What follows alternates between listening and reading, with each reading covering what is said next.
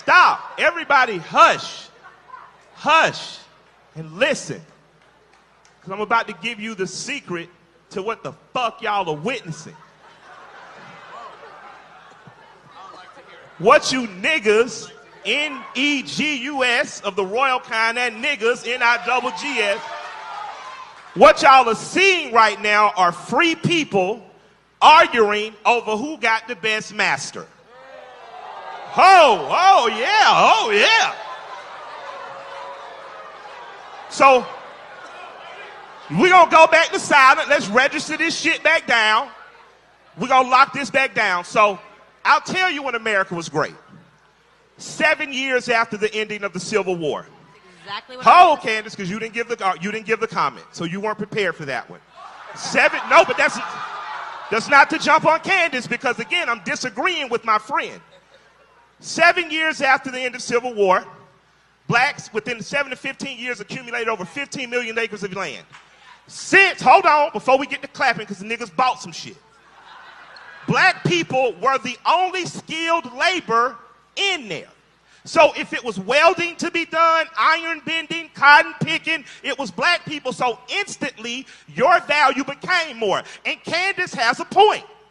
The point that she made about illegal immigration affecting you is that it's going to affect you at some point. Why? If the Kegel Chicken Factory is hiring illegal immigrants at an undercut on the rate, it affects the black people who live there, who should be demanding $20 an hour because they're being undercut. So when they get wiped out, they have to hire blacks, pay them, and unionize. So she's right on that. But hold the fuck on, I'm not finished.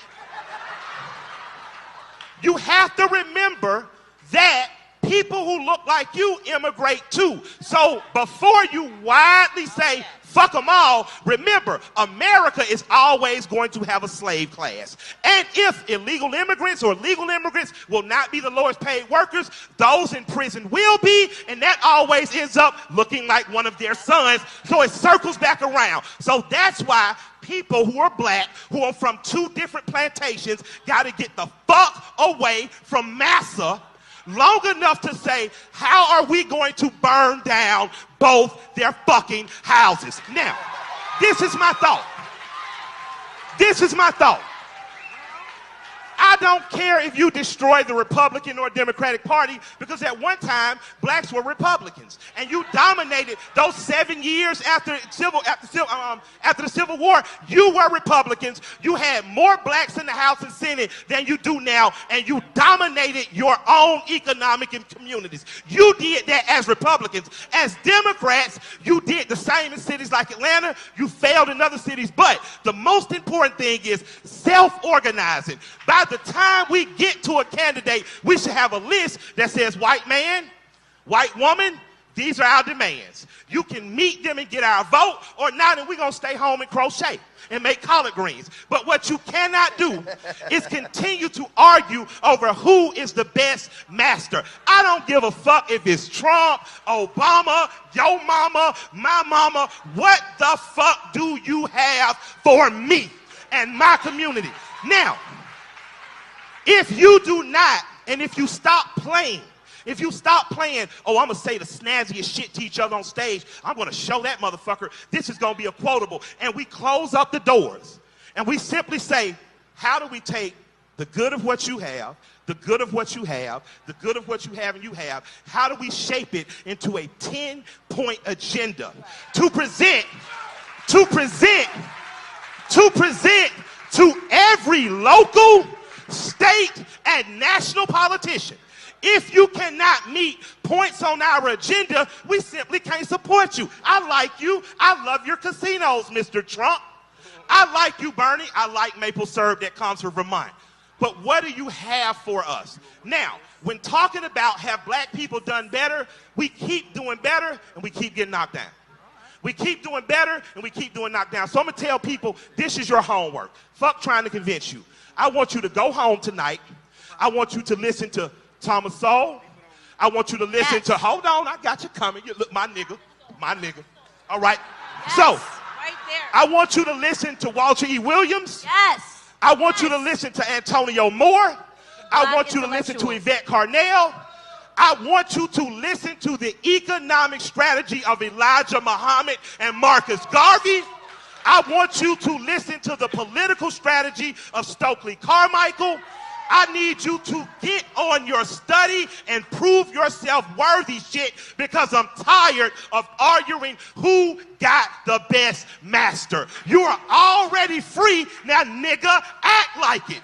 Do your research.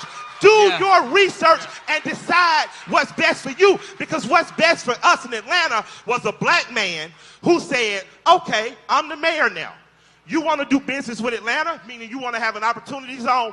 29% of all government contracts had to be attached to black people. When he found out that there were no black architectural firms, he said, black people build driveways, we can build airport runways. So he gave the white architectural firms the rights to build the airport. The fucking Herman Russell Company laid the plane. So my thing is, as black people, how are we going to get in a room together, stop fighting over who's master, decide what our agenda is and how to leverage it? I don't care who agrees with Cap or JD or Jay-Z.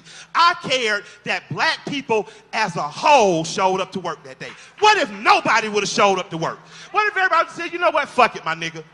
What if everybody on the same day would have done that? If everybody, every policeman, every beer salesman, every car parker, every NFL analyst would have not showed up. Until we ready to do that, we're not serious about being free. That's real. You just here to see a show and argue over who got the best master. Until we decide what is the real breaking point. If blacks are 15% of this nation, we should be 15% of Wall Street. We should be 15% of music execs, 15% of Hollywood execs, 15% of governors, 15% of mayors. And until you hit that 15%, you're failing, fucking failing, no matter who your master is. So pick a better master. I say kill your masters and get your own shit.